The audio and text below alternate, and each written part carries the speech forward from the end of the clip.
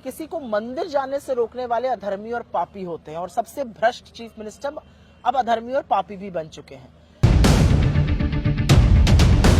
खुद का डेटा कहता है सरकार का कि 1/4 आत्महत्या इस समय देश के श्रमिक कर रहे हैं। वो श्रमिक जिनके हाथों से, जो रीढ़ की हड्डी है, जिनके हाथों से ये देश बन के खड़ा होता है।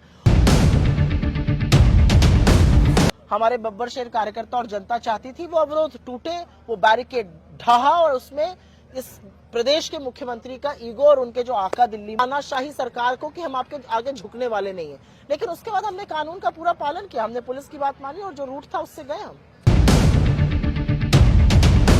पीपी घोटाला हो, चाहे वो लैंड घोटाला हो, चाहे वो भर्ती घोटाला हो, ऐसा कौन सा घोटाला है जिसमें हेमंत बिस्व शर्मा और उनके परिवार के सदस्य शामिल नहीं है। यूनिवर्सिटी में राहुल जी को नहीं आने दिया गया और सारी की सारी यूनिवर्सिटी सड़क पे आके खड़ी थी। तो जिसको आप रोकने का प्रयास करते हैं, जिसको आप अंदर आने की अनुमति नहीं देते, आपका सारा यूनिवर्सिटी आके बाहर सड़क पे खड़ी हो गई। राहुल जी ने उनको एड्रेस कर दिया, ज्यादा लोगों ने उनकी बात सुनी।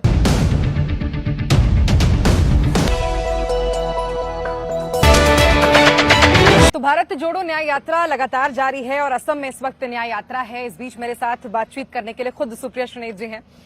सवाल सबसे पहला ये कि कल मंदिर जाने से राहुल गांधी को रोका गया और आज गुवाहाटी शहर में जाने से रोका गया। असम के सीएम की बौखलाहट साफ नजर आ रही है। सबसे पहले तो मैं ये बोलना चाहती हूँ कि किसी को मंदिर जाने से रोकने वाले अधर्मी और पापी होते हैं, और सबसे भ्रष्ट चीफ मिनिस्टर अब अधर्मी और पापी भी बन चुके हैं। आपने जो बात कही, चाहे वो आज जिस रूट पर हमारी यात्रा जानी हो, वहां पर बजरंग दल की यात्रा गई, वहां पर जेपी नड्डा की यात्रा गई, वहां पर हमारी ही यात्रा नहीं जा सकती थी, वहां पर अवरोध पैदा किए गए। लेकिन जैसा कि हमारे बब्बर शेर कार्यकर्ता और जनता चाहती थी वो अवरोध टूटे, वो बैरिकेड ढहा, और उसमें इस प्रदेश के मुख्यमंत्री का ईगो और उनके जो आका दिल्ली में बैठे उनका भी ईगो ध्वस्त हुआ। मेरा अपना मानना है कि वो जितना ज्यादा ये करेंगे उतनी ज्यादा प्रचार हमारी यात्रा को मिल रहा है, उतना प्रचार प्रसार वो हमारी यात्रा का कर रहे हैं। तो सबसे पहले तो उनको कोटि कोटि धन्यवाद ये करने के लिए। काफी sections of main stream media जो इस यात्रा को नहीं दिखाना चाहते थे या नहीं दिखा रहे थे, उदासीन थे इस यात्रा को दिखाने के लिए, उनको भी झक मार के दिखाना पड़ रहा है। तो मैं तो ये कहूंगी हमारे प्रचार प्रसार का सबसे बड़ा तंत्र उन्होंने किया। किसी भी अच्छे काम में रोड़ा अटकाना, गति मतलब लोकतंत्र में एक चुने हुए सांसद को, विपक्ष के नेता को जाने ना देना, जबरन रोकना, ये कौन सी परंपरा है। और इस परंपरा को निभाते निभाते शायद असम के मुख्यमंत्री और दिल्ली में बैठे उनके मालिक ये भूल चुके हैं कि जनता जनार्दन होती है। आप एक व्यक्ति को रोक दीजिएगा, आप दो को रोक दीजिएगा, आप यात्रा को, और जब जनता खड़ी हो गई तो आप क्या कर पाए। आप यात्रा को रोक रहे हैं और जनता हमारे साथ पूरी तरह से खड़ी है। अच्छा, कुछ दिन पहले राहुल गांधी ने एक मंच से कहा था कि इस देश का सबसे भ्रष्ट सीएम कोई है तो वो हेमंत बिस्व शर्मा है। कहीं ऐसा तो नहीं ये कहकर उन्होंने दुखती रख पर हाथ रख दिया? पर ये तो डेटा दिखाता है, ये तो डेटा दिखाता है। चाहे वो पीपी घोटाला हो, चाहे वो लैंड घोटाला हो, चाहे वो भर्ती घोटाला हो, ऐसा कौन सा घोटाला है जिसमें हेमंत बिस्व शर्मा और उनके परिवार के सदस्य शामिल नहीं है।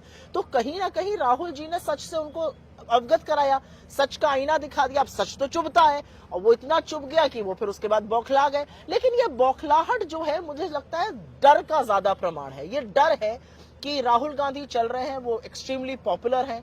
मणिपुर से लेकर नागालैंड, अरुणाचल, असम में जनता उनको लालायित होकर मिलने के लिए आती है, अपने दिल की बात कहती है। उनको लगता है कि कोई तो ऐसा है जो उनकी बात सुन रहा है। चाहे आप मणिपुर की महिलाओं का दर्द देखते हो, चाहे आप असम के बेरोजगारों की वेदना सुनिए, तो मुझे ऐसा लगता है ये डर ज्यादा है। डर इस बात का है कि ये जनता तो राहुल जी के साथ खड़ी हो गई। जिस जनता को मैं दबा कर धमका कर रखना चाहता था, जिसके ऊपर मैंने अपनी पुलिस छोड़ी हुई थी, वो राहुल गांधी के साथ खड़ी हो गई।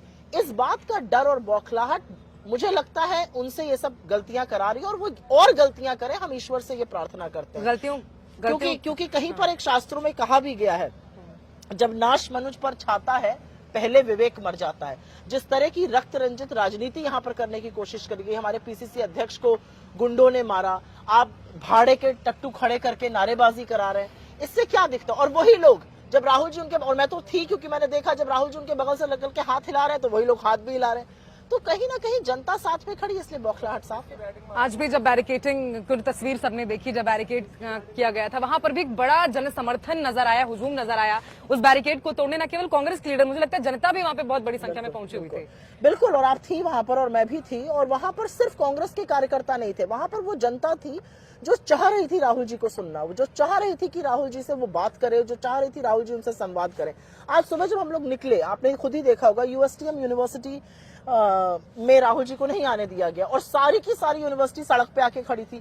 तो जिसको आप रोकने का प्रयास करते हैं, जिसको आप अंदर आने की अनुमति नहीं देते, आपका सारा यूनिवर्सिटी आके बाहर सड़क पे खड़ी हो गई। राहुल जी ने उनको एड्रेस कर दिया, ज्यादा लोगों ने उनकी बात सुनी। तो मेरा अपना मानना है कि जितने अवरोध आप अच्छे काम में पैदा करिएगा, वो अच्छा काम उतनी जोर से बड़ा होके स्वरूप लेता है।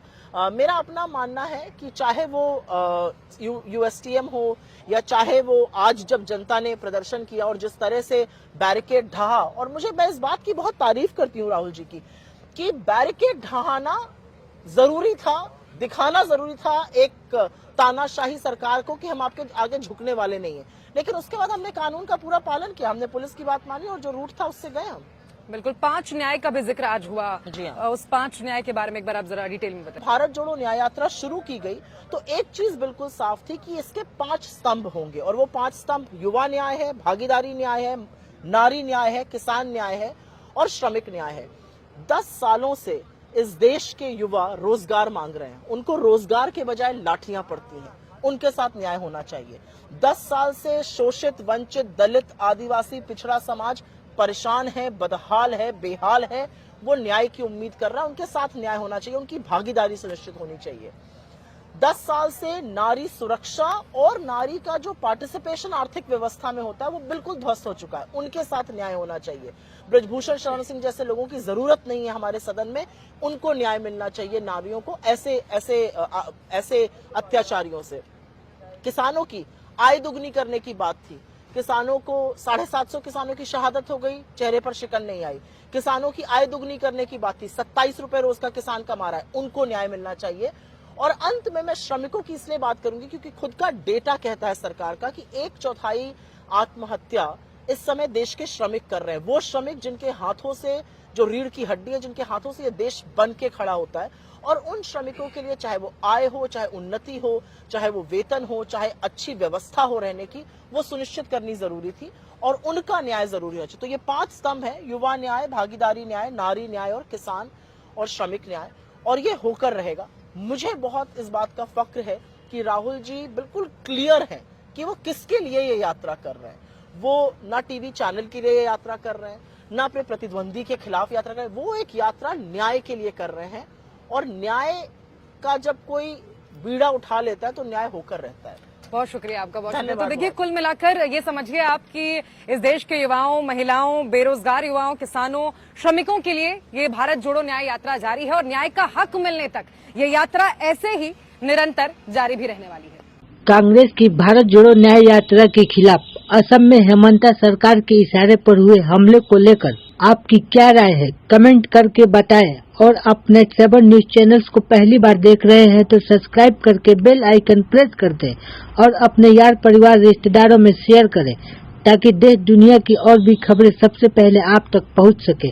जय हिंद। नमस्कार, अगर आपको हमारा ये वीडियो पसंद आया हो तो इसे लाइक और शेयर जरूर करें, और हाँ, हमें सब्सक्राइब और फॉलो करना ना भूलें ताकि आप देश और दुनिया की कोई खबर मिस ना करें। तो जुड़े रहिए हमारे साथ और देखते रहिए